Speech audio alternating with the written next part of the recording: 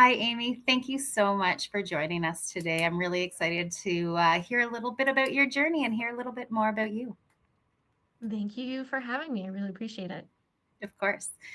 So, if you could introduce yourself and tell us a bit about your nonprofit journey, what led you into this work and what keeps you inspired today? Uh, so my journey, probably started when I was in childhood because my parents were very active, still are in nonprofit volunteer work and in their church. And I was a Girl Scout, so we had to do for our service volunteer work. So always been super involved in nonprofit work. But really, after college, I wanted to do environmental work, and I had no idea what that would look like, right? And kinda through AmeriCorps, I connected with some nonprofits and some marine education spaces and fell in love with that, and next thing you know, I was working at a camp, teaching kids how to snorkel and kayak and all about the ocean. And I did kind of seasonal education work, for a long time, and then, got my first real kind of permanent nonprofit job for the Catalina Island Conservancy and realized I didn't really understand the business side of nonprofits, and wanted to learn more and how that worked and how you get funding and all that part. So I went back to grad school, got a master's in environmental education and a certificate in nonprofit management. So it was a great combo.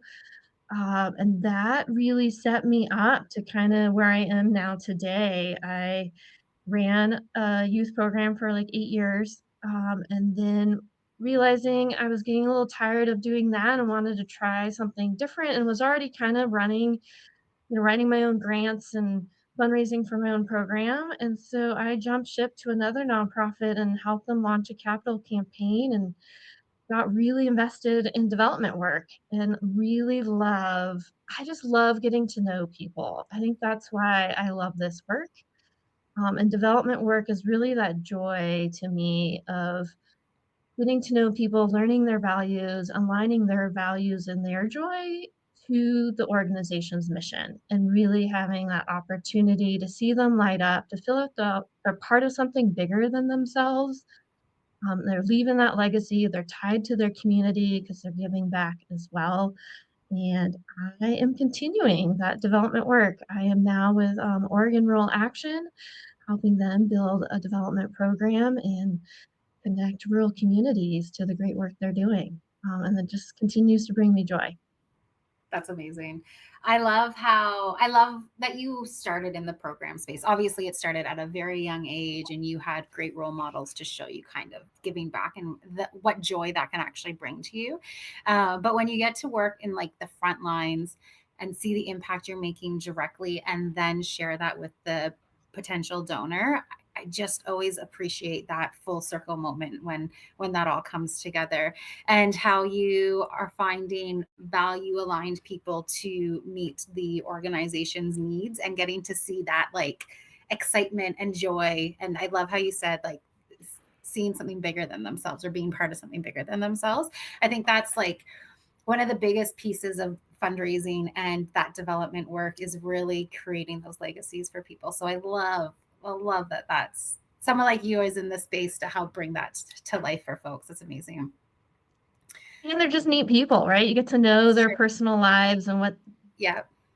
some of my donors I worked with are like 75 plus years old. I mean, one of them is in their 90s and just learning their journey of life and the expertise and what they've seen. I mean, I'm just in awe of what they've accomplished. That's awesome. It's so good. So I have an assumption of what you're going to say here, but I'm so curious now. What part of the work lights you up the most? Is there a story, impact moment that reminds you why you're doing what you do? Again, like I said, I think those one-to-one relationships, and how they trickle out. So one of the last organizations I worked for, a former board member just loved the mission, right? And she had such a great mindset that I love it, so my friends will love it, so I'm gonna invite them, and I'm not gonna make any assumptions on their capacity to give. And it's such a unique mindset. Most people don't have that. And she would invite all her friends and pay for their tickets to events and be like, "It's a fundraiser, so you know what to do." Uh, and was just so unashamed about that. But the neat thing is she would make sure I got an introduction, right? And so then I could make that relationship with the organization from their friends. And that friendship, her friends became bigger and bigger, and then they invited their friends, and it just rippled out from that one relationship, and that was just so cool to see how one person could create all these connections and create kind of a movement, just through her fun friend group. And they just when I would talk to her, she would always be like, "Guess what we talked about?" They would talk about the mission and the organization and how they were so excited to go together again and do this together, and it just created a sense of community and belonging, which I think we're all really seeking right now. Yeah, I couldn't agree more. And what a dreamy board member. That's like the best of the best, right? Yeah. And I love that, bringing people in. She's the one really passionate about it, and she's the one speaking. You barely have to like probably share much because she's already kind of filled in those spaces for you. Um, I love that. And you're right, community is so needed right now. And I think people are just feeling detached from some of these pieces. And when we can bring impact and things that people are really passionate about into their lives and they actually get a chance to see it, it's so beautiful. What a cool opportunity to do that. Mhm. Yeah, and it was just fun. They were always my most lively table at any event because they were just so excited to be there. That's awesome. So, what's one challenge or shift you're currently navigating in your organization or in the sector across the board? How are you approaching it, and what kind of support do you think would help? I think the biggest if you're thinking across the board, it all Mhm. just seems like there's so much need. There's so much we need to do right now. Everything feels urgent. Um, Especially in rural I'm in a very rural part of Oregon and Northeast Oregon, and rural communities have a little less access to resources, talent, and to funding. We just get funded a lot less than urban, uh, nonprofits. But the needs just as great, the problems are just as sophisticated. Our relationships are deep in the community because we live in these communities. We're experiencing the same things. And so it's exhausting, I guess. It's like that kind of constant of like, I'm not doing enough. We don't have enough resources. We don't have enough funding. We need to do all these things. We need all this infrastructure. We don't have access to this infrastructure. We don't have the funding to get that infrastructure. The communities are looking at us like, help, help, help, right? And it's hard to go home and sometimes take that hat off and just remind yourself to still find joy and still live and still do all the things you're passionate about, and it's okay to go do them and just be happy, right? I feel like it feels so heavy that you have to be in this, like, doom state all the time. There is definitely a level of almost like this need to constantly be doing something in the nonprofit sector. Like I always, any nonprofit professional I connect with, it's like they're on the cusp of burnout because there's just so much more. Your to-do list, I feel, is never done. I come Yep. from a world of events, and that was always a thing. Like there's always more to do. There's always something else you can do, but it's how it presents at the end of the day. Having Yeah. that deadline was always helpful, but in the grand scheme of the nonprofit work, there's always more you can do. Oh, yeah. And doesn't mean you need to do it all, right? And do more, and That's I true. mean, this is to me, I'm an athlete, so this is an ultra marathon. Like, this is the long haul. Like, so how are we training and fueling and taking the rest and the break so you can come back and keep doing it? Because if you don't, you're just gonna hit a wall and you're gonna crash. Yeah.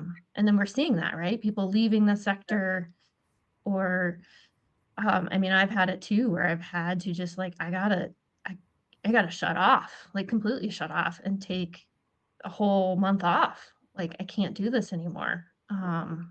And we can't keep moving at that pace, No, right? for sure. And doing that, like taking time for yourself and actually taking the time to find things that bring you joy is so, it's like it fills my tank. It fills so many people's tanks. I actually had the opportunity to read 2 books on the weekend, and I can't tell you the last time I did that, like hard books. And I was like, it was so refreshing. Sounds Yeah, luxurious. right. I was like I was at a spa. But yeah, taking the time to do that is needed, and it's also hard because you can feel guilty about doing it as well, Yeah. but it is something that it's the only way we can get through. Rest is crucial so we can continue to do the work. So rest and conversation and community and connection, all those things, I think tie into one another. So I'm curious, as a nonprofit Hive member, I'm curious if you've had any conversations or connections through the nonprofit Hive that have helped shape your perspective. This could be a person you met, an idea that struck, or simply just the feeling of not being alone.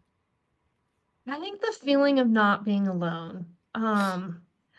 I found you all right when I was at a really low point in my life, in my work. I actually got laid off from my last position, and so I was kind of like, "Whoa, what do I do now? What do I want to do?" And being in a rural small community, my connections were pretty small in terms of like thinking of more regional or national work, and so it was great to find you and have conversations one-on-one with people who had been gone through the same thing, been laid off themselves, and gave me wonderful advice. It was my first time I've ever experienced that, so how to kind of rest and recoup and take that time to really rediscover my passion. It was talking with people who are like, "Oh, yeah, this is happening across the board, it happened to my friend, this is the nonprofit sector," like, I was like, "Man, I wish I would have found you all sooner, so I would have been able to, when I was struggling at work, have that conversation, realize like, oh, I'm not alone in this in terms of that fear of losing funding and, cutting kind of non-essential positions, right?" So yeah, just it's just been a joy to meet people not just in the US, but Canada, overseas. Like, I talked to someone who was in Spain living in a tree house. I mean, it was the coolest experience ever. She showed me around on her computer. So it was just a fun way every Thursday to be like, I have a fun conversation to look forward to. That's awesome. And I agree. I think there is something about, I love the treehouse, but like just having somebody to connect with that understands it and gets it. And it can be hard work. It can be lonely. There are a ton of layoffs happening, and just taking the time, again, it's almost like a moment to pause and find joy within the folks working in the space.